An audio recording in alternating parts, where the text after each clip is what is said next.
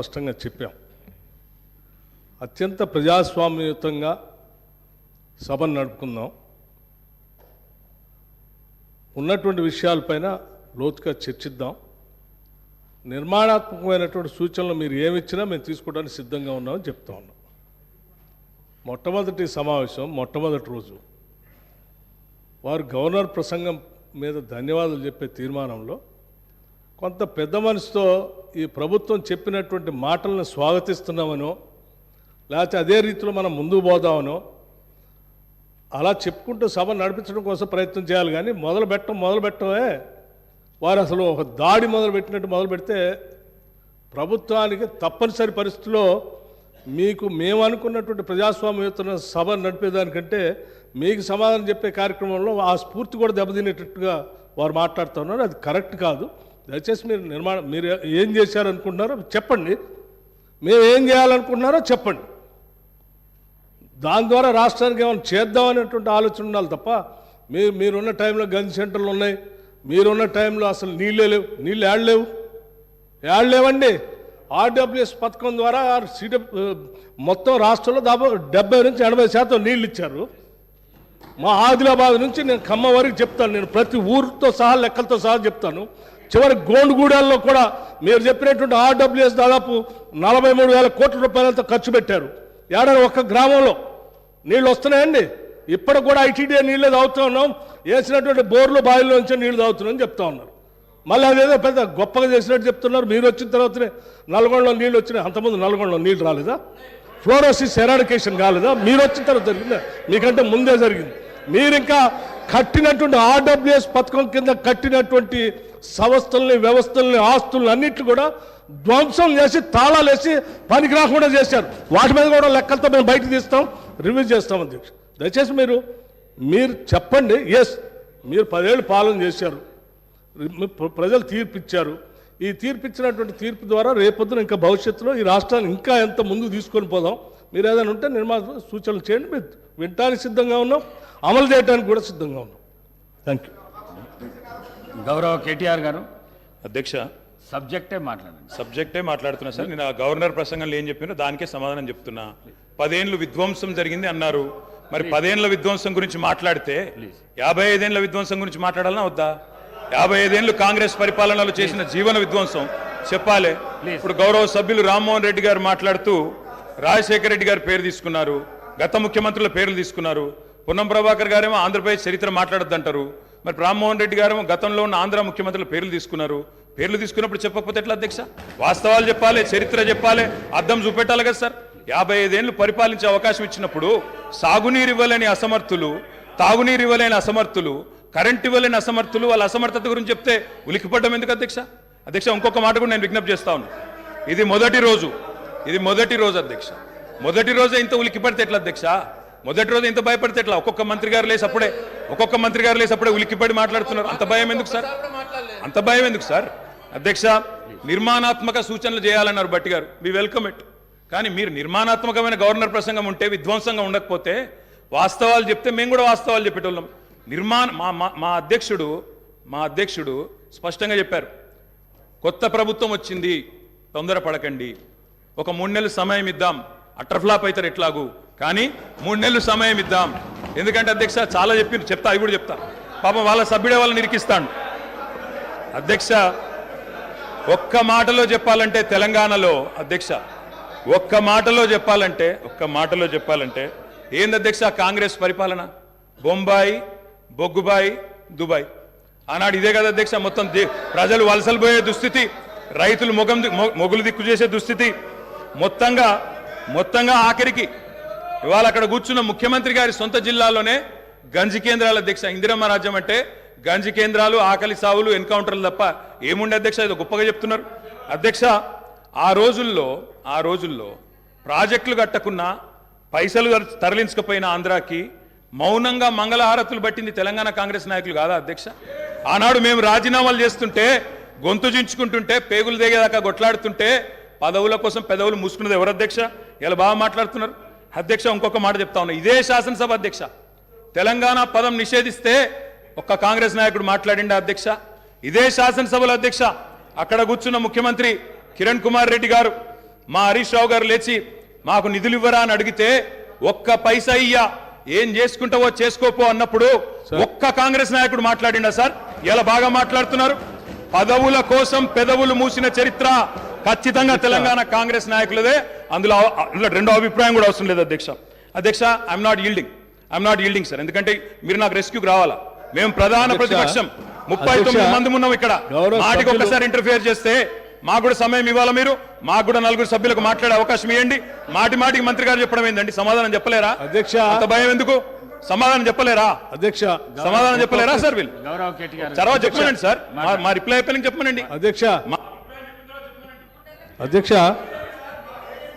గౌరవ సభ్యులు అధ్యక్ష. సార్ ఇది ఎందుకంటే వెంకన్న ఒక్క నిమిషం.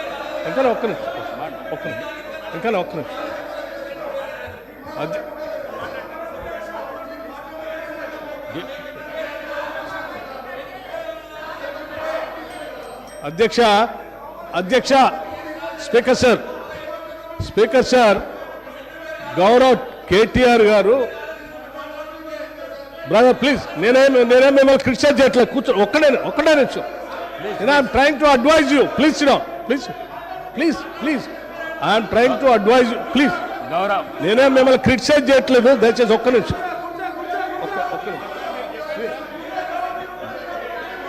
గౌరవ్ ప్రశాంత్ రెడ్డి గారు అధ్యక్ష కూర్చో.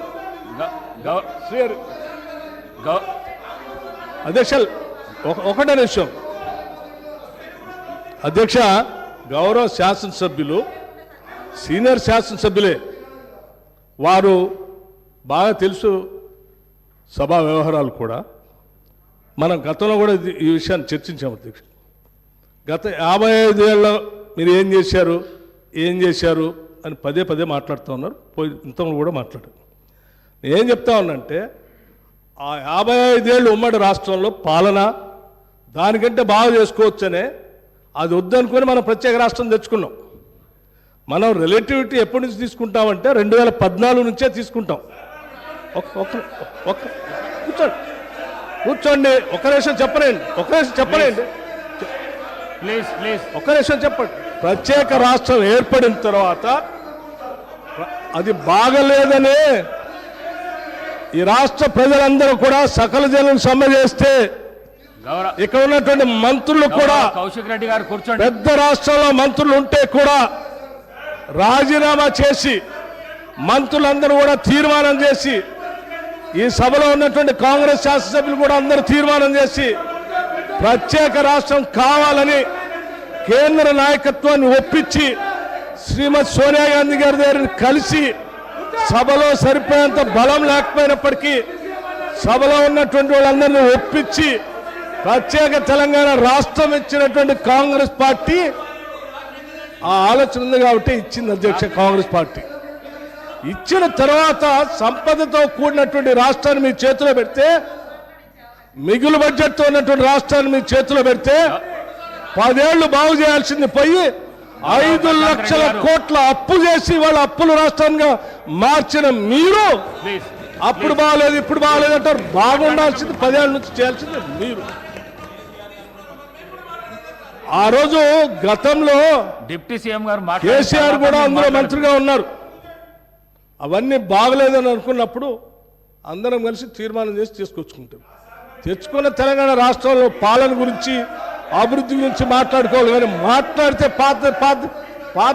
పాత మాట్లాడుకుంటే మాట్లాడే వీళ్ళందరూ రాజీనామా ఎందుకు చేస్తా అన్నారు, పార్లమెంట్లో వాళ్ళందరూ కొట్లాడుతా అన్నారు, వాళ్ళందరూ పెప్పర్ స్ప్రే తింటారు, మిగతా వాళ్ళు ఎందుకు రాజీనామా చేస్తారు. అది బాగాలేదని కదా తెచ్చుకున్న దాంట్లో మీరెంత బాగా చేశారో చెప్పాలి. కానీ ఏం చేశారు? పట్టుమని ఏమైనా గోదావరిలో ఒక చుక్క నీళ్లు తెచ్చారా? కృష్ణానదిలో ఒక చుక్క నీళ్లు తెచ్చారా? ఏం చేయలేదు కదా. లక్షల కోట్లు వృధా చేశారు. కానీ ఒక్క ఎకరానికైనా అదనంగా ఆయకట్టు నీళ్ళు ఇచ్చారా? ఒక్కడికైనా ఉద్యోగాలు ఇచ్చారా? ఒక్కడికైనా ఒక ఇందిరా ఇల్లు ఇచ్చారా? ఒక్కడికైనా ఏదైనా చేశారా ఈ రాష్ట్రంలో? ఏమి లేదు. అది చెప్పండి. మేము చెప్పింది అదే. ధనంతో కూడిన సంపదతో కూడిన తెలంగాణ రాష్ట్రం ఇస్తే 10 ఏళ్ళు విధ్వంసం చేశారు. ఇవాళ విధ్వంసం చేయడం కాదు, స్వేచ్ఛ లేకుండా చేశారు. ఇవాళనే వాళ్ళకి స్వేచ్ఛ వచ్చినట్టు తీర్పిచ్చారని చెప్పాం. దాని గురించి మాట్లాడిన 10 ఏళ్ళ నుంచి. గౌరవ కేటీఆర్. అధ్యక్ష, మా బట్టన్న కూడా ఇంత ఆవేశపడతాడు అనుకోలేదు అధ్యక్ష. ఎందుకంటే వారికి వాస్తవాలు తెలిసి కూడా ఇంత ఆవేశపడి అధ్యక్ష గావు కేకలతో పెడబొబ్బలతో నోటికి గొంతు పెంచి అరిస్తే, గొంతు పెంచి దాడి చేస్తే, మందబలంతో శాసిస్తాననుకుంటే వాస్తవాలు కాకుండా పోవు సార్. పాలమూరులో గంజి కేంద్రాలు వాస్తవం, తెలంగాణలో నెత్తురు బారిన నేలలు వాస్తవం, నెర్రలు బారిన నేలలు వాస్తవం, కరెంటీ అని మాట వాస్తవం, 14 లక్షల వలసలు వాస్తవం. అధ్యక్ష, ఇవన్నీ కాంగ్రెస్ పాలనకు తార్కాణాలు అధ్యక్ష, నేను చెప్పడం లేదు అధ్యక్ష. ఎవరో కాదు అధ్యక్ష, గౌరవ ముఖ్యమంత్రి రేవంత్ రెడ్డి గారు మాట్లాడిన రికార్డు అసెంబ్లీలో అధ్యక్ష, కాంగ్రెస్ పరిపాలన గురించి గౌరవ ముఖ్యమంత్రి రేవంత్ రెడ్డి గారు మాట్లాడిన మాటలు వారి మాటలు చెప్తా అధ్యక్ష. వారు చెప్పినారు రేవంత్ రెడ్డి గారు, ఇది 2014 25 జూన్ అధ్యక్ష. వారి మాటలు నేను కోట్ చేస్తా ఉన్నా, అసెంబ్లీ రికార్డ్ అధ్యక్ష. నేను చదువుకోవడానికి హైదరాబాద్లో ఉంటే నా తండ్రి గారు చనిపోతే మా గ్రామానికి పోయినాను.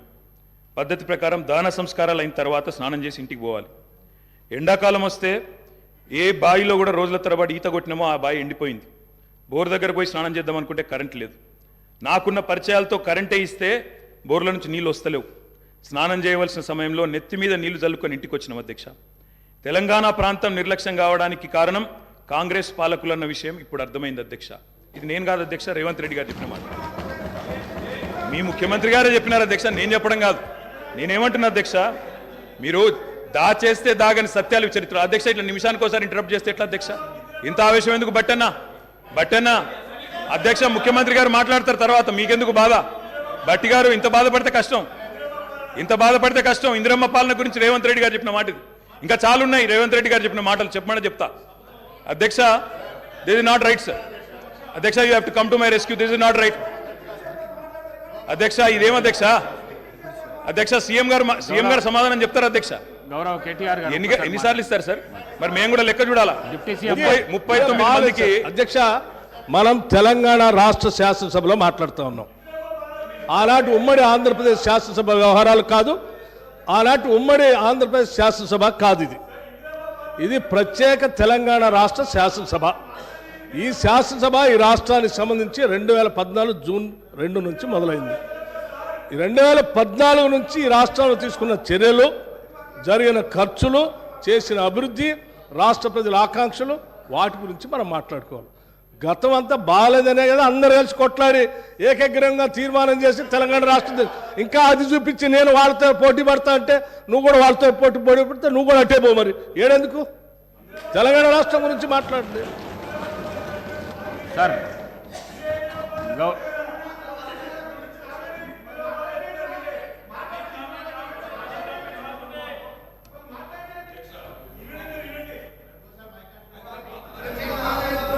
అధ్యక్ష, మాట్లాడండి అధ్యక్ష. ఇందిరమ్మ పాలన అంటే 84 వరకు ఇందిరమ్మ పాలన ఉండే సార్. మరి ఇందిరమ్మ రాజ్యం తెచ్చినాం ఇందిరమ్మ పాలన తెచ్చినాం అంటే మరి ఇందిరమ్మ పాలన గుర్తు చేయాలి కదా సార్. ఇందిరమ్మ పాలనలో గంజి కేంద్రాలు ఉండేది గుర్తు చేయాలి, ఇందిరమ్మ పాలనలో కరెంటు లేనిది గుర్తు చేయాలి, ఇందిరమ్మ పాలనలో నిర్బంధాలు గుర్తు చేయాలి, ఇందిరమ్మ పాలనలో నియంతృత్వం గుర్తు చేయాలి, ఇందిరమ్మ పాలనలో ఎమర్జెన్సీ రోజులు గుర్తు చేయాలి, ఇందిరమ్మ పాలనలో ఆర్టికల్ 365 ఎట్లా యూజ్ చేసి ప్రజాస్వామికంగా ఎన్నుకున్న ప్రభుత్వాలను రద్దు చేసినో గుర్తు చేయాలి, ఇందిరమ్మ పాలనలో ఎట్లా ముల్కీ రూల్ను తుంగలో దొక్కినో గుర్తు చేయాలి, ఇందిరమ్మ పాలనలో ఎట్లా రాష్ట్ర ప్రభుత్వాలను ఒక నియంతలాగా శాసించినో గుర్తు చేయాలి, ఇందిరమ్మ పాలనలో ఎట్లా ఇంటింటికి తాగునీళ్ళు ఇవ్వలేని దుస్థితులను గుర్తు చేయాలి, ఇందిరమ్మ పాలనలో ఎట్లా అయితే గరీబీ హటావో అని నినాదం ఇచ్చి మర్చిపోయినో గుర్తు చేయాలి. రాజశేఖర్ రెడ్డి గారిని గుర్తు చేసుకున్నప్పుడు, కిరణ్ కుమార్ రెడ్డి గారిని గుర్తు చేసుకున్నప్పుడు వారు తప్పకుండా మేము కూడా అన్ని చెప్పాలి కదా సార్. పోతిరెడ్డి పాడుకు పొక్కదవి నీళ్లు తీసుకుపోతుంటే హారతులు పట్టిన వాళ్ళ సంగతి చెప్పాలా, హంద్రీనివాకు హారతులు పట్టిన వాళ్ళ సంగతి చెప్పాలా, తెలంగాణకు అన్యాయం చేసిన ప్రతి ఒక్కరి సంగతి చెప్పాలా. కేవలం సెలెక్టివ్గా తలుచుకుంటాం, ఇందిరమ్మ పేరు అవసరం వచ్చినప్పుడు తలుచుకుంటాం, లేకపోతే తలుచుకోమంటే ఎట్లుంటుంది అధ్యక్ష? కాబట్టి తప్పకుండా చెప్పాలా.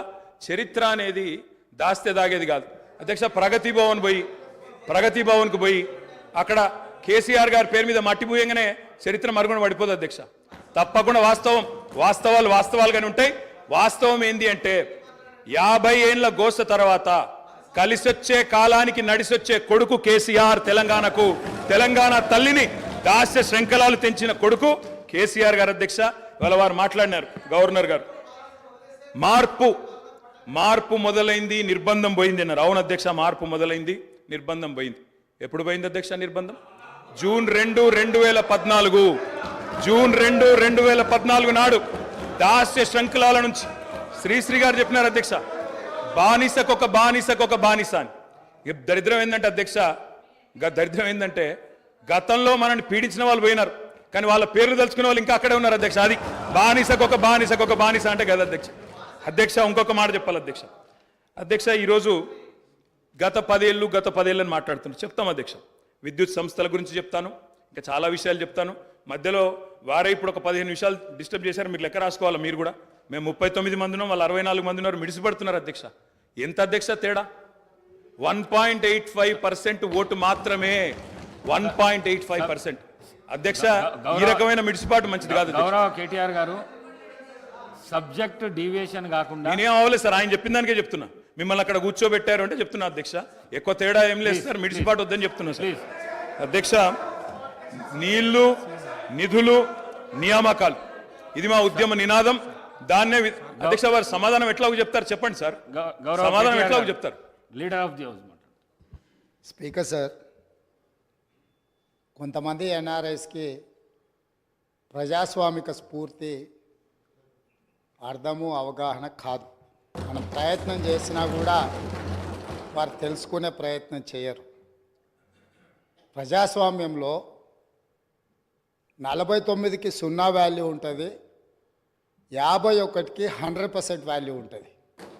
ఎందుకంటే 51% ఓట్లు, 51% నెంబర్ ఉన్న వాళ్ళు ప్రభుత్వాన్ని ఏర్పాటు చేస్తారు.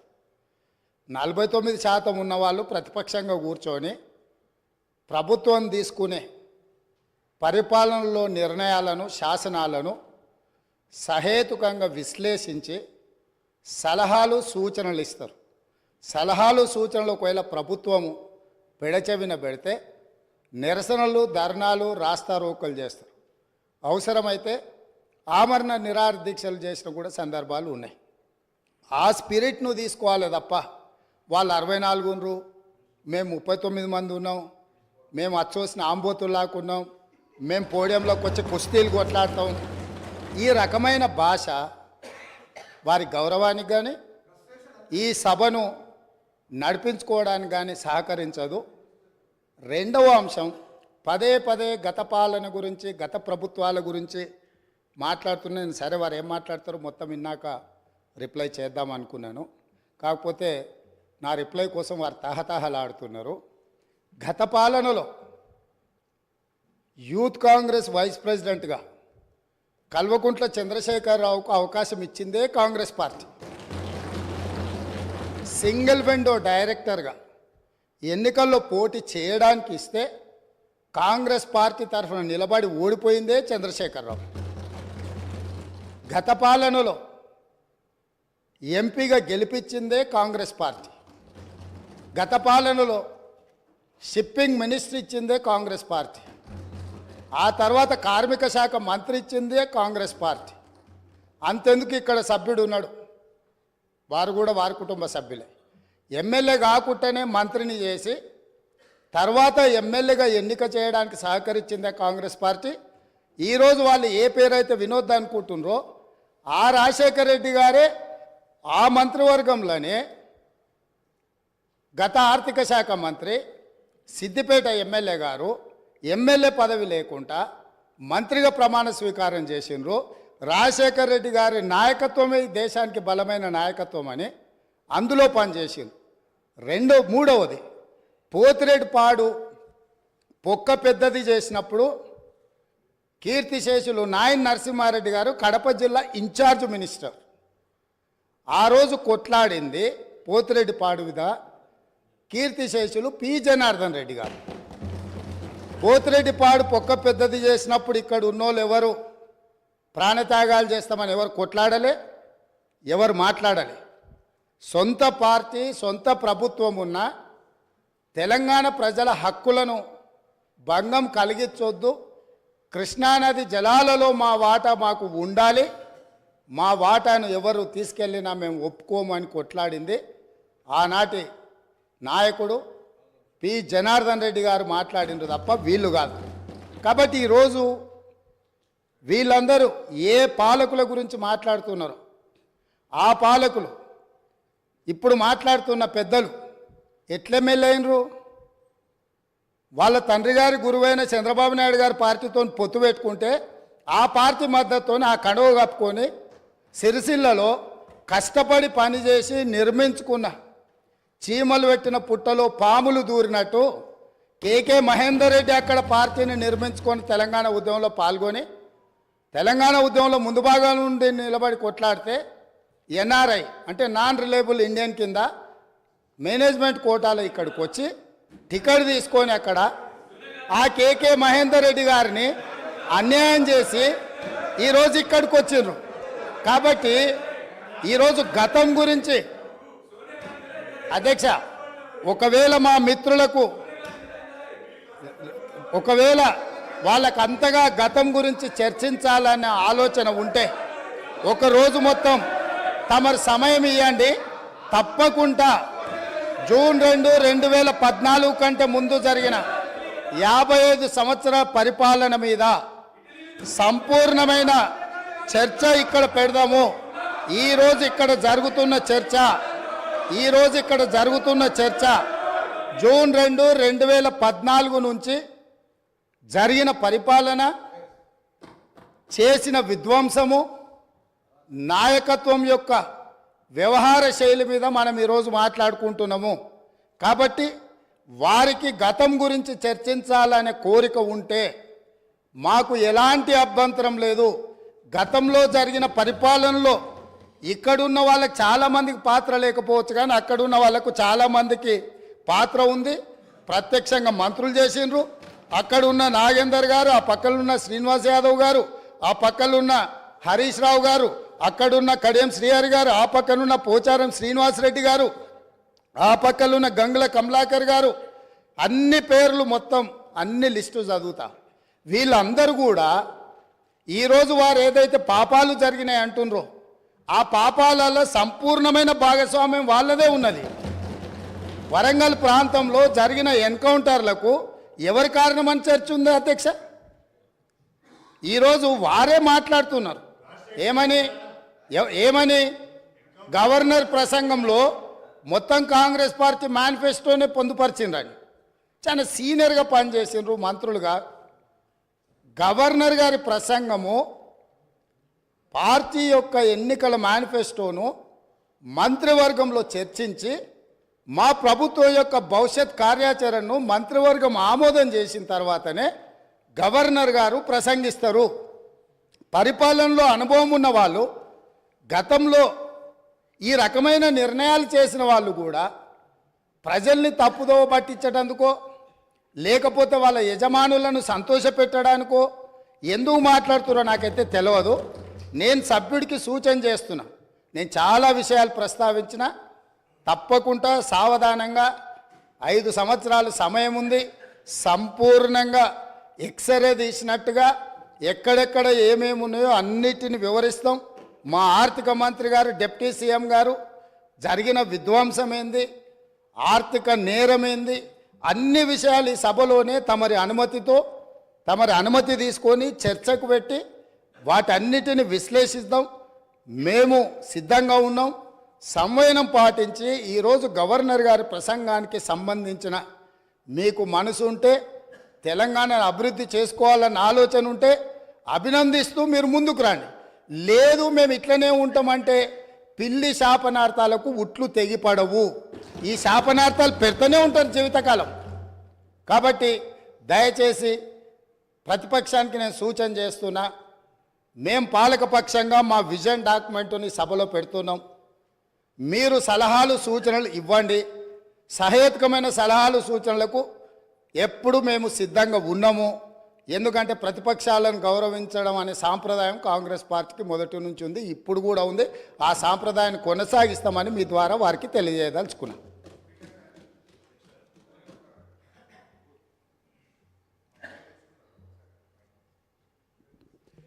వారు మా పేరు తీసుకున్నారు అధ్యక్ష. గౌరవనీయులు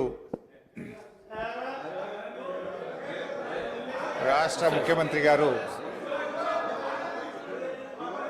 ఈ సభను ఒక నిమిషం కొద్దిగా ఓపిక ఉండాలి అధ్యక్ష. చాలా విషయాలు మాట్లాడేది ఉంది, తొందరపడకండి రాజగోపాల్ గారు. అయితే గౌరవ ముఖ్యమంత్రి గారు ఈ సభను తప్పుదోవ పట్టించే విధంగా కొన్ని వ్యాఖ్యలు చేశారు. సభ యొక్క రికార్డులు సరిచేయాల్సినటువంటి అవసరం ఉంది కనుక నేను ఈ అవకాశం తీసుకున్నాను అధ్యక్ష.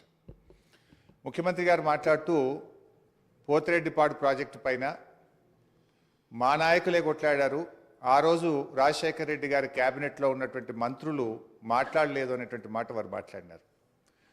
నేను దాని మీద ఒకరోజు వీలైతే చర్చ పెట్టండి, సభ రికార్డులు తీసి బయట పెట్టండి, వీడియో ఫుటేజ్ కూడా ఉంటుంది సభలో, అన్ని విషయాలు కూడా బయట పెడితే దాని మీద నేను చర్చకు సిద్ధం. But I want to set right the record. ఆ రోజు రాజశేఖర రెడ్డి గారి క్యాబినెట్ నుంచి మేము 6 మంత్రులం 14 నెలలకే మేము రాజీనామా చేశాము. మేము రాజీనామా చేసినప్పుడు చెప్పే 6 కారణాలు, అందులో మొట్టమొదటి కారణం అక్రమంగా పోతిరెడ్డిపాడు ప్రాజెక్టును పొక్కగొట్టి మా తెలంగాణకు దక్కాల్సిన కృష్ణా నదీ జలాలను రాయలసీమకు తరలించకపోతున్నందుకు నిరసనగా ఈ క్యాబినెట్ నుంచి మేము వైదొలుగుతున్నాము. తెలంగాణను ముంచి పులిచింతల ప్రాజెక్టు గట్టి ఆంధ్రాకు నీళ్లు మళ్లించే పులిచింతల ప్రాజెక్టును ఆపకపోవడం వల్ల మేము ఈ క్యాబినెట్ నుంచి వైదొలుగుతున్నాము. 610 జీవో అమలు చేయడంలో నిర్లక్ష్యం కారణంగా మా తెలంగాణ పిల్లలకు ఉద్యోగాలు దక్కే విషయంలో మా మాట తప్పుతున్నందుకు నిరసనగా ఈ క్యాబినెట్ నుంచి మేము వైదొలుగుతున్నాము.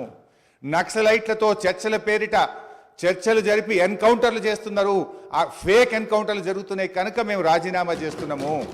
ఇట్లా ఒక 6 కారణాలు ఇదే సభలో చెప్పాం, బయట చెప్పి మేము ఆ రోజు రాజీనామా చేసినామనేటువంటి విషయాన్ని సభ ద్వారా గౌరవ ముఖ్యమంత్రి దృష్టికి మీ దృష్టికి తెస్తున్నాను. రెండో విషయం, ఇదే సభలో అదే పోడియం దగ్గర మీరు రికార్డులు తీయండి, నా చేతిలో ప్లే కార్డ్, మేము ఆ రోజున్న మా పద్మారావు గౌడు శాసనసభ్యులం పోతిరెడ్డి ప్రాజెక్టును వెంటనే ఆపాలని చెప్పి 45 రోజులు మొత్తం బడ్జెట్ సెషన్ మొత్తం పోతిరెడ్డి ప్రాజెక్టు ఆపాలని మేము అక్కడి నుంచి కీర్తిశేషులు పీజేఆర్ గారు ఒక్కడు కాంగ్రెస్ పార్టీ నుంచి ఇక్కడి నుంచి కొట్లాడిండ్రు ఒక్కడే. ఆ రోజు మంత్రులుగా ఉన్న చాలా మంది పెదవులు ముచ్చుకొని ఇక్కడ కూర్చున్నారు తప్ప ఆ రోజు మాతో గొంతు కలిపింది ఒకే ఒక్కడు పీజేఆర్. ఆ పీజేఆర్ తనయుడు విష్ణువర్ధన్ రెడ్డి కూడా ఈరోజు మాతోనే ఉన్నాడు. రెండో విషయం I would like to clarify. నేను విషయాల్లో చర్చలకు పోతే చాలా చెప్పాలి కానీ just I'm trying to give the clarification. ఇది ముఖ్యమంత్రి గారు చెప్పిన పోతిరెడ్డిపాడు విషయం. రెండో విషయం, ముఖ్యమంత్రి గారు మాట్లాడుతూ నేను శాసనసభ్యుడు కాకుండా మంత్రిని చేసిన ఘనత కాంగ్రెస్ పార్టీదని వారు మాట్లాడినారు. ఆ కాంగ్రెస్ పార్టీని అధికారంలో తెచ్చిన ఘనత టీఆర్ఎస్ పార్టీది. ఆ రోజు చంద్రబాబు నాయుడు గారు తెలుగుదేశం హయాంలో వీరు ఓడిపోయి కనీసం ప్రతిపక్ష హోదా దక్కకుండా పూర్తిగా దిగజారిపోయినటువంటి కాంగ్రెస్ పార్టీకి జీవం పోసింది కేసీఆర్ గారు, టీఆర్ఎస్ పార్టీ. ఎందుకంటే నేను ఆ రోజు ప్రణబ్ ముఖర్జీ గారితో హిమాచల్ భవన్లో చర్చలు జరిగినప్పుడు కీర్తిశేషులు వెంకటస్వామి గారు, గౌరవనీయులు మాజీ ఎంపీ సురేందర్ రెడ్డి గారు, కేసీఆర్ గారు, ఆలే నరేంద్ర గారు, నేను ఆ చర్చల్లో ఉన్నాను. కేసీఆర్ గారు ఆ రోజు మాట్లాడుతూ ఆ అలయన్స్ చర్చలు జరిగినప్పుడు తప్పకుండా ఈ రాష్ట్రంలో కాంగ్రెస్ పార్టీ అధికారంలోకి తెస్తాం, దేశంలో కూడా అధికారంలోకి వస్తుందంటే ఆ రోజు ప్రణబ్ ముఖర్జీ గారు మాజీ రాష్ట్రపతి గారు అన్న మాట I was part of the discussion. Chandrashekhar గారు మీరు అన్నట్టు నిజంగా కాంగ్రెస్ పార్టీ అధికారంలోకి వస్తే నువ్వు నా ఇంట్లో కూర్చొని తెలంగాణ రాష్ట్రం తీసుకొని పో, నిజంగా అధికారంలోకి వస్తుందా అని ఆయన అన్నారు. ఆ రోజు మేం పొత్తు పెట్టుకోవడం వల్లనే ఆ రోజు కాంగ్రెస్ పార్టీ అధికారంలోకి వచ్చింది తప్ప మీరేదో గెలిస్తే మాకు పదవులు ఇచ్చారు కాదు. మేము కాంగ్రెస్ పార్టీకి భిక్ష పెట్టినాం, మేము కాంగ్రెస్ పార్టీని అధికారంలో తేవడానికి ఆ రోజు సహకరించమనే విషయాన్ని గుర్తు చేస్తా ఉన్నా. అధ్యక్ష, కేసీఆర్ గారి గురించి కూడా వారు మాట్లాడినారు. Just I'm trying to set right the record. నేను స్పీచ్ ఇవ్వడం లేదు, స్పీచ్ ఇచ్చినప్పుడు నేను ఇంకా చాలా విషయాలు చెప్తా, ఓన్లీ రికార్డ్ సెట్ రైట్ చేసే ప్రయత్నం చేస్తున్నా. వారు ఏం మాట్లాడినారంటే కేసీఆర్ గారిని మేము ఎంపీ చేసినామని చెప్పి మాట్లాడుతున్నారు. కేసీఆర్ ఆ రోజు కాంగ్రెస్ పార్టీతో పొత్తు పెట్టుకున్నప్పుడు కేసీఆర్ గారి గురించి ఒకటే విషయం చెప్పి నేను ముగిస్తే అధ్యక్ష, ఓన్లీ వన్ మినిట్ అధ్యక్ష, 1 minute అధ్యక్ష. ఆ రోజు 1 minute అధ్యక్ష, only I'm trying to set right the record. నేను స్పీచ్ ఇవ్వట్లేదు, రికార్డు కరెక్షన్ మాత్రం. ఒక్కటే నిమిషం అధ్యక్ష, సీనియర్ శాసనసభ్యులు ఒకటే నిమిషం అధ్యక్ష. I will take only 1 minute. 1 minute అధ్యక్ష. ఆ రోజు నిజంగానే కేంద్రంలో ఆ రోజు కాంగ్రెస్ పార్టీ అధికారంలోకి వచ్చినప్పుడు సోనియా గాంధీ గారి అధ్యక్షంలో యూపీఏ సమావేశం జరిగింది. ఆ యూపీఏ సమావేశంలో సోనియా గాంధీ గారు కేంద్ర మంత్రివర్గంలో కేసీఆర్ గారిని చేరమన్నప్పుడు కేసీఆర్ గారు ఒక మాట చెప్పారు, కామన్ మినిమం ప్రోగ్రాంలో తెలంగాణ అంశం పెడితేనే నేను క్యాబినెట్లో చేరతా, నేను పదవుల కోసం రాలేదు, తెలంగాణ కోసం ఢిల్లీకి వచ్చినా అని చెప్పిండు కేసీఆర్ గారు. ఆ రోజు కామన్ మినిమం ప్రోగ్రాంలో పెట్టి ఉభయ సభలను రాష్ట్రపతి గారు ఉద్దేశించిన సభలో రాష్ట్రపతి గారు తెలంగాణ రాష్ట్ర ఏర్పాటును సంప్రదింపుల ద్వారా చేస్తామని చెప్పించింది కేసీఆర్ గారు. ఆ రోజు షిప్పింగ్ పోర్ట్ఫోలియో ఇస్తే అధ్యక్ష, ఆ రోజు షిప్పింగ్ పోర్ట్ఫోలియో ఇస్తే అధ్యక్ష షిప్పింగ్ పోర్ట్ఫోలియో ఇస్తే అధ్యక్ష ఒక్కటే నిమిషం, ఆ రోజు డిఎంకే పార్టీ మాకు షిప్పింగ్ పోర్ట్ఫోలియోగా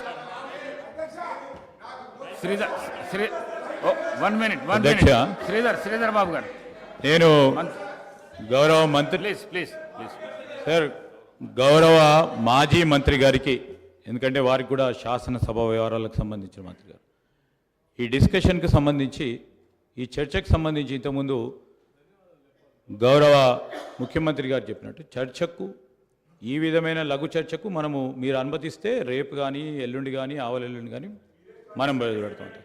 అధ్యక్ష, వారికి నేను ఈ విధంగా మీరు అందరికీ మరి అవకాశం ఇస్తే సమయం సరిపోదు సార్.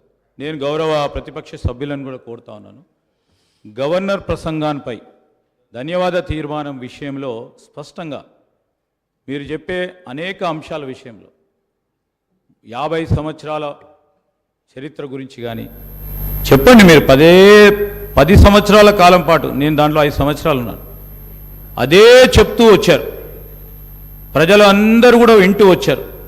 ఆఖరుకు తీర్పు ఏ విధంగా ఇచ్చారో ఇప్పటికైనా మీరు దయచేసి రియలైజ్ కావాలని కోరుతా ఉన్నారు. ఇందిరమ్మ రాజ్యం రావాలే, పెద్దలు కేటీఆర్ గారు చెప్పారు, ఇందిరమ్మ రాజ్యం అంటే ఏ విధంగా ఉంటుందని. సరే, ప్రజలందరికీ తెలిసి ఈరోజు అందరూ కూడా చదువుకున్నవారు, అందరూ కూడా అవగాహన ఉన్న వ్యక్తులు.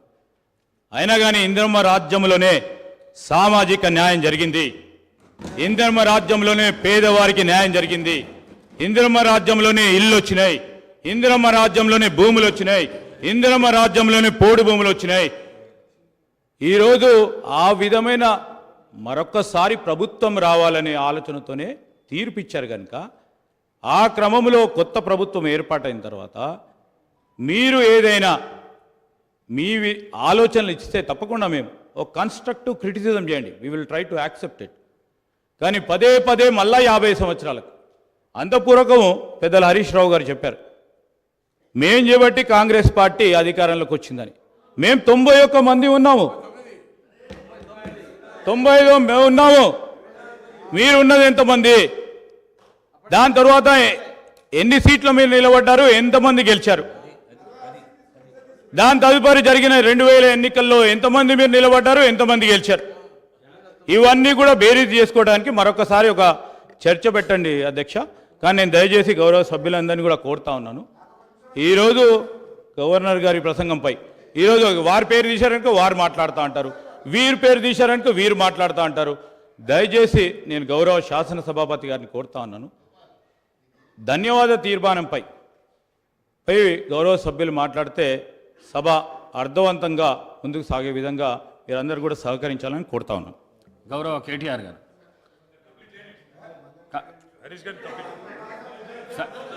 సార్ మీరు గౌరవ హరీష్ రావు గారు మీకు టైం ఇచ్చినా మీరు మాట్లాడినరు, కన్క్లూడ్ చేసేసేయండి.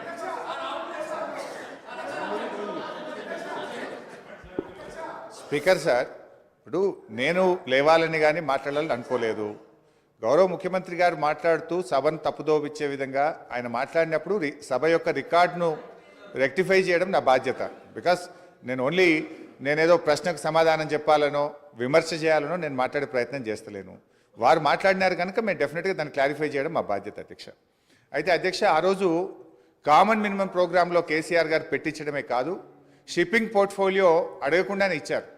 ఆ రోజు డిఎంకే పార్టీ నాకు షిప్పింగ్ పోర్ట్ఫోలియో ఇవ్వకపోతే మేము యూపీఐ నుంచి బయటకు పోతామంటే, నేను మంత్రి పదవి కోసం ఢిల్లీ రాలేదు, నాకు ఈ పోర్ట్ఫోలియో అక్కర్లేదు, వారికి ఇచ్చేయండి, నేను వచ్చింది తెలంగాణ కోసమని షిప్పింగ్ పోర్ట్ఫోలియోను స్వచ్ఛందంగా వదులుకున్నటువంటి చరిత్ర కేసీఆర్ గారిది, టీఆర్ఎస్ పార్టీది అధ్యక్ష. అధ్యక్ష ఈరోజు రేవంత్ రెడ్డి గారు మాట్లాడుతూ మేమేదో పదవులు ఇచ్చామని, పదవులను గడ్డిపోచల్లాగా త్యజించిన చరిత్ర ఈ దేశంలో ఎవరికన్నా ఉందంటే అది కేసీఆర్కు టీఆర్ఎస్ పార్టీకి ఉంది.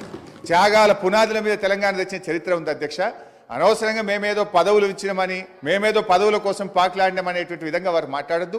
ఆ విషయానికి వస్తే రేవంత్ రెడ్డి గారు ఏబీవీపీలో షురువు అయిండు, టీఆర్ఎస్లో పనిచేసిండు, తెలుగుదేశంలో వేయండు, కాంగ్రెస్లో వేయండు, మరి రేపు ఆడుంటాడో. పార్టీలు మారిన చరిత్రలు మీకున్నాయి, కానీ మాకు అట్లాంటిది ఏం లేదు అధ్యక్ష. ఇకపోతే మా శ్రీధర్ బాబు గారు లేచి మళ్ళీ నన్ను ఆయన గెలికే ప్రయత్నం చేసిండు, లేకపోతే నేను ఆయన గురించి మాట్లాడాల్సిన అవసరం లేదు అధ్యక్ష. ఆ రోజు ఇదే శాసనసభలో కిరణ్ కుమార్ రెడ్డి గారు ముఖ్యమంత్రిగా ఉన్నప్పుడు నీ తెలంగాణకు నీకు ₹1 అన్నాడు. పేగులు దిగదాకా కొట్లాడింది ఎవరు, పెదవులు మూసింది ఎవరో కూడా ఈ రాష్ట్ర ప్రజలకు గుర్తున్నది అధ్యక్ష. ఉన్నారు ఇవాళ ఇక్కడ చాలా మంది, ఆ రోజు ఉన్న వాళ్ళు కూడా ఇక్కడ ఉన్నారు. ఆ రోజు మేము పేగులు దిగదాకా పోడియంలోకి పోయి కొట్లాడినాము, ఆ రోజు మీరు పెదవులు మూసుకొని మాట్లాడినటువంటి చరిత్ర కూడా కాంగ్రెస్ పార్టీకి ఉంది అధ్యక్ష. నేను అనేది మాకు ఒప్పుకున్నది అధ్యక్ష.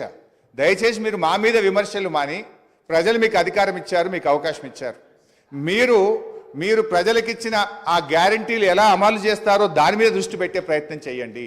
దానికి నిర్మాణాత్మకమైన ప్రతిపక్షంగా మేము సహకరిస్తాం, సూచనలు ఇస్తాం. కానీ ఎంతసేపు మీరు మా మీద నెపాలు నెట్టో, మా మీద బురద జల్లేటువంటి ప్రయత్నం మాని ప్రజలకు మీద ఇచ్చిన హామీల అమలు మీద, పరిపాలన మీద దృష్టి పెట్టండి అని మీ ద్వారా వారికి హితవు పలుకుతాం. గౌరవ కేటీఆర్ గారు. అధ్యక్ష, గౌరవ ముఖ్యమంత్రి గారు మరి ముఖ్యమంత్రి అయిన తర్వాతనన్నా కొద్దిగా మర్యాదకరంగా మాట్లాడతారేమో అనుకున్నా అధ్యక్ష. కానీ కొన్ని ఊహించలేము అధ్యక్ష, కొన్ని ఊహించలేము. ఎందుకంటే కొంతమందికి అది సాధ్యం కాదు. ఎందుకంటే వారికి అర్థమైంది అధ్యక్ష. ఎందుకంటే తెలంగాణ తెచ్చిన నాయకుడిని పట్టుకొని కల్వకుంట్ల చంద్రశేఖర్ రావు అని ఏకవచనంతో మాట్లాడతారు. తెలంగాణను వ్యతిరేకించిన వాళ్ళనేమో గారు గారు అని మాట్లాడినప్పుడే అర్థమైంది అధ్యక్ష వారి సంస్కారం ఏందో, వారి పరిజ్ఞానం ఏందో అర్థమైంది అధ్యక్ష. అచ్చోసిన ఆంబోతు, ఇది ఒక ముఖ్యమంత్రి మాట్లాడిన మాట, అచ్చోసిన ఆంబోతు.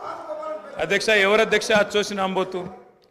చీమలు పెట్టిన పుట్టలో దూరిన పాము అధ్యక్ష. కాంగ్రెస్ అనే పార్టీలో పాపం మా బట్టన్న, మా శ్రీధర్ అన్న, మా దామోదర్ అన్న, మా ప్రభాకర్ అన్న, అదేవిధంగా మా ఉత్తమన్న, మా కోమటిరెడ్డి వెంకటరెడ్డి అన్న, మా దామోదర్ అన్న, వీళ్ళందరూ కలిసి పెట్టిన పార్టీలో ఇవాళ దూరి ముఖ్యమంత్రి పదవి తీసుకుని ఆయన చీమలు పెట్టిన పుట్టలో పాముల గురించి మాట్లాడితే చాలా చండాలంగా ఉంటుంది సార్. దయచేసి ఇంకొక మాట అధ్యక్ష, ఎన్ఆర్ఐలు నాన్ రిలయబుల్ అన్నారు అధ్యక్ష.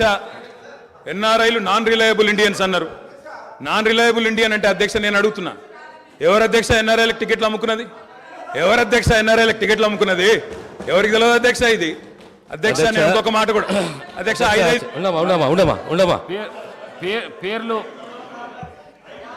అధ్యక్ష అధ్యక్ష please please please please please అధ్యక్ష ఇప్పుడు అధ్యక్ష గౌరవ శాసనసభ్యులు హరీష్ రావు గారు నా పేరు తీసిండ్రంటే నేను అవకాశం ఇచ్చిన. మంత్రి గారు పేరు తీసిండ్రు, మంత్రి గారికి అవకాశం ఇద్దాం మనం. Please please please please please please sir, నేను ఎక్కువ మాట్లాడాను సార్. 2 అంశాలు మీరు ప్రస్తావించారు. నా పేరే కానీ, బట్టి గారి పేరే కానీ, వీళ్ళందరి పేరు ప్రస్తావిస్తూ వీళ్ళందరినీ కాదని చెప్పి గౌరవ రేవంత్ రెడ్డి గారు ముఖ్యమంత్రి అని చెప్పి. కాంగ్రెస్ పార్టీకి ఒక చరిత్ర ఉంది అధ్యక్ష.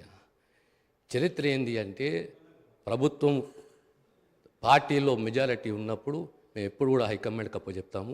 హైకమాండ్ ఒక నిర్ణయం తీసుకుంటే ఆ నిర్ణయానికి మేము శిరసా వహిస్తాము, అది మేము పాటిస్తాము అధ్యక్ష. ధన్యవాదాలు. గౌరవ కేటీఆర్ గారు. మేం చెప్పింది అదే అధ్యక్ష, మేం చెప్పింది అదే. తెలంగాణ ప్రజలు ఎన్నుకున్న ముఖ్యమంత్రి కాదు, ఢిల్లీ నామినేట్ చేసిన ముఖ్యమంత్రి అనే చెప్తున్నాను. నేను కూడా కదే చెప్పిన. నేను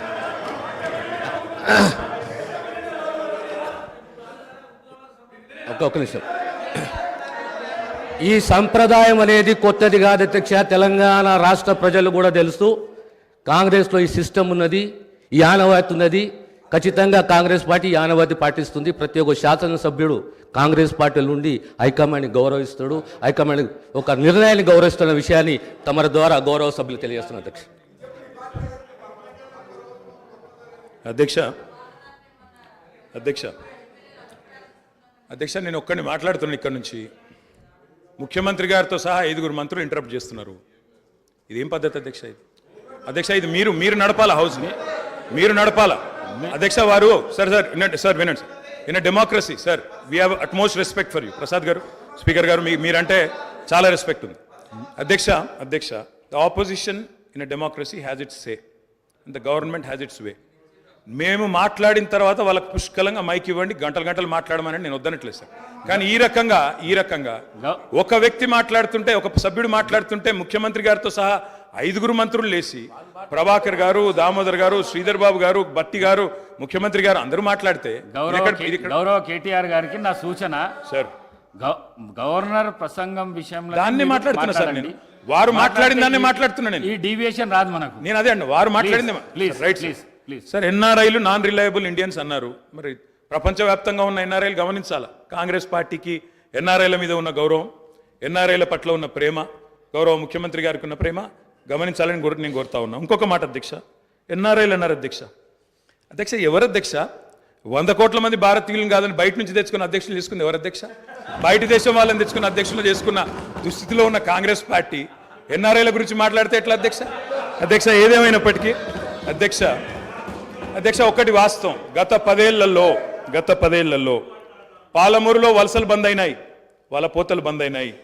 14 రాష్ట్రాల నుంచి కూలీలు వచ్చి వాళ్ళ తెలంగాణలో నాట్లేస్తున్న విషయం వాస్తవం కాదా? 14 రాష్ట్రాల కూలీలు. అధ్యక్ష మీరు నల్లగొండలో ఫ్లోరైడ్ బండ నల్లగొండ గుండె మీద పెట్టిపోతే ఆ ఫ్లోరైడ్ బండను దించింది కేసీఆర్ కాదా? ఆ విషం నీళ్ల పీడ విరగడ చేసింది కేసీఆర్ కాదా? తెలంగాణను ఫ్లోరోసిస్ రహిత రాష్ట్రంగా పార్లమెంటులో ప్రకటించింది కేంద్ర ప్రభుత్వం కాదా? ఇది అబద్ధం అంటారా? సడుగులు విరిగిన సాలెల మగ్గానికి మంచి రోజులు తెచ్చింది కేసీఆర్ ప్రభుత్వం కాదా? ఇవాళ నేతన్నల ఆత్మహత్యలతో సిరిసిల్లను మీరు ఉరిసిల్లగా చేస్తే దాన్ని మళ్ళీ తిరిగి సిరిశాలగా చేసింది కేసీఆర్ ప్రభుత్వం కాదా? కునారిల్లిపోయిన కుల వృత్తులకు కొత్త ఊపిరులుదింది కేసీఆర్ ప్రభుత్వం కాదా? కాలే కడుపుతో అర్ధాకలితో ఎవ్వరు వండుకోవద్దని చెప్పి మానవీయ కోణంలో ఆలోచించి సంక్షేమంలో స్వర్ణయుగం సృష్టించింది, ఆసరగా నిలబడ్డది కేసీఆర్ ప్రభుత్వం కాదా? 200 రూపాయల పెన్షన్ను 2000 చేసింది కేసీఆర్ ప్రభుత్వం కాదా? అధ్యక్ష నిన్న గ్రామీణాభివృద్ధి గురించి మాట్లాడుతూ ఈ ప్రభుత్వం ప్రాపగాండాకు ఎక్కువ పెద్దపీట వేసిందన్నారు అధ్యక్ష వాళ్ళ హయాంలో 50 ఏళ్లలో అధ్యక్ష ఒక్క గంగదేవి పల్లె చెప్పుకుందరు, ఒక అంకాపూర్ చూపెడుదురు. అది కూడా పాప మా గ్రామస్తులు చేసుకున్నారు, వీళ్ళు చేసింది ఏం లేదు. కానీ మా హయాంలో మా 10 ఏళ్లలో గర్వంగా చెప్తున్నా సార్, 3% కంటే తక్కువ జనాభా ఉన్న తెలంగాణ జాతీయ పంచాయతీ అవార్డులలో 30% అవార్డులు గెలుచుకునే విధంగా ప్రభుత్వాన్ని నడిపినాం, పల్లె ప్రగతిని చేసి చూపెట్టినాం. కావాలంటే చూసుకోవచ్చు. ఏ పల్లెకు పోయినా ట్రాక్టర్లు, ట్యాంకర్లు, ఏ పల్లెకు పోయినా ట్రాలీలు, ఏ పల్లెకు పోయినా డంపింగ్ యార్డులు, ఏ పల్లెకు పోయినా ఇంటి ముంగటయ్యాల నీళ్లు, బ్రహ్మాండంగా చెట్లు. ఇవి వాస్తవాలు కాదా అధ్యక్ష? ఇవాళ మీరు ఎంజాయ్ చేయండి, పర్వాలేదు. 10 ఏళ్ల తర్వాత ఎంజాయ్ చేయండి. సర్పంచులకు ఇది ఇస్తాం, మాజీలకు అది ఇస్తాం, బస్సు ఫ్రీ, బంగారం ఫ్రీ, బండి ఫ్రీ అని చెప్పి ఓట్ల కోసం చాలా చెప్పారు అధ్యక్ష. సంతోషం, చేయండి, మేము వద్దంటలేదు. నిర్మాణాత్మకమైన సూచనలు చేయమన్నారు, తప్పకుండా చేయండి. మీ మేనిఫెస్టోలోని ప్రతి హామీని నిలబెట్టుకోండి. We welcome it, we will support you. తప్పకుండా సపోర్ట్ చేస్తాం అధ్యక్ష. గత 10 ఏళ్లలో రక్తాన్ని రంగరించినాం, మెదళ్లను కరిగించినాం, ప్రాణం పెట్టి పనిచేసినాం. కాబట్టే ఇవాళ ఒక్కొక్క రంగంలో భారతదేశంలోనే తెలంగాణ అగ్రగామిగా ఉన్నది అధ్యక్ష. ఐటీ రంగంలో నిన్న వారు చెప్పినారు అధ్యక్ష, వారి అవగాహన, వారి పరిజ్ఞానం ఎంతుందో దాన్ని బట్టే చెప్పచ్చు. నేనేం చెప్పినారు అధ్యక్ష గవర్నర్ ప్రసంగంలో? ITIR వచ్చి ఉంటే ఏదో జరిగి ఉండేది. అసలు ITIR అంటే అక్కడ కూర్చున్న వాళ్ళు ఒక్కరికైనా తెలుసా అధ్యక్ష? అసలు అది ఏందో తెలియదు అధ్యక్ష. నేను అడుగుతా ఉన్నా, ఇన్ఫర్మేషన్ టెక్నాలజీ ఇన్వెస్ట్మెంట్ రీజన్ ఏం చెప్పిన అధ్యక్ష? అందులో ఇన్ఫర్మేషన్ టెక్నాలజీ ఇన్వెస్ట్మెంట్ రీజన్ ప్రపోజల్లో 2013లో ఆనాడు UPA ప్రభుత్వం పెట్టినప్పుడు ఏం చెప్పారు అధ్యక్ష? అందులో ITIR అనేది కనుక వస్తే 2035వ సంవత్సరం కల్లా, 2035 అంటే ఇంకా 11 ఏళ్ల తర్వాత, 12 ఏళ్ల తర్వాత మనం అంటే ఉమ్మడి ఆంధ్రప్రదేశ్, ఆ రోజు ఇంకా తెలంగాణ అన్న మాట లేదు 2013లో, ఉమ్మడి ఆంధ్రప్రదేశ్గా మనం 2,09,000 కోట్ల ఎగుమతులకు చేరుకుంటాం 2035 కల్లా అని చెప్పారు ITIR ప్రపోజల్లో. కానీ అధ్యక్ష మా ప్రభుత్వ పనితీరు వల్ల, మా గౌరవ పెద్దలు కేసీఆర్ గారి పనితీరు వల్ల 2022-23 సంవత్సరానికే 2,41,000 కోట్లకు IT ఎగుమతులను చేర్చింది మా ప్రభుత్వం అధ్యక్ష.